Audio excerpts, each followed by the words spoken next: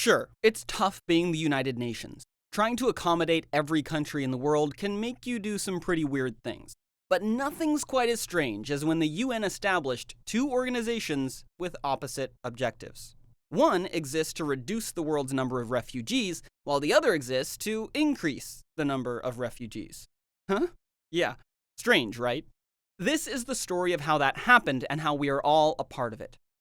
The first organization is the UNHCR, which has served tens of millions of refugees, helping them earn citizenship, become self-reliant, and rebuild their lives. The second organization is called UNRWA.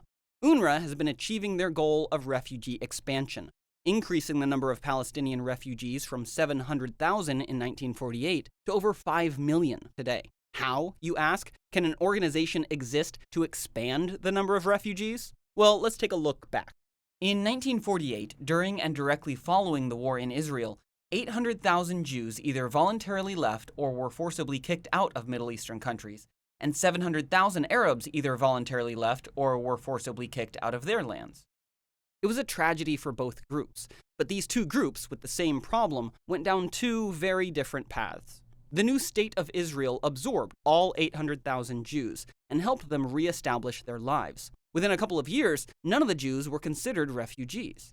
In contrast, the Arab League instructed all Arab nations to deny citizenship to the Palestinians in order to protect their right of return.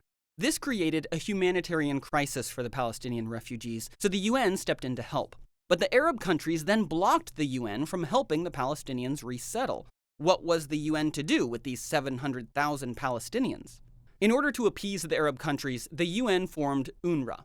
Instead of confronting the refugee crisis, UNRWA quickly narrowed its focus to giving the Palestinians humanitarian aid, ensuring that they remained refugees, and that their refugee status could be passed to their children, their grandchildren, their great-grandchildren, and every generation until they received their own state.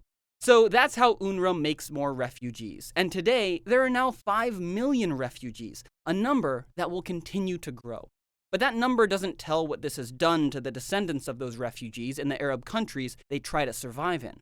In Egypt, they're treated as illegal aliens, devoid of any rights. In Lebanon, they're barred from 73 job categories, including medicine, law, and engineering. They cannot become citizens, cannot own land, and 53% are still living in camps, where they're even denied tools to repair their houses. Meanwhile, 95% of the Palestinian refugees in Syria depend on humanitarian aid to live, and now that aid isn't reaching them, many are dying of starvation. So how can we help Palestinian refugees move on with their lives? The answer is simple.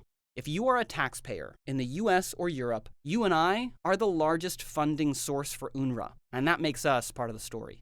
Our countries must either demand that it redefine its mission and advance refugee settlement in their countries of residence, or dissolve UNRWA and give UNHCR responsibility for Palestinians.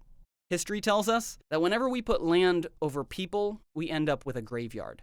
Now is the time for the nations who fund UNRWA to demand that they stop forcing refugees to become martyrs in an endless political battle over land. Learn more at jij.org.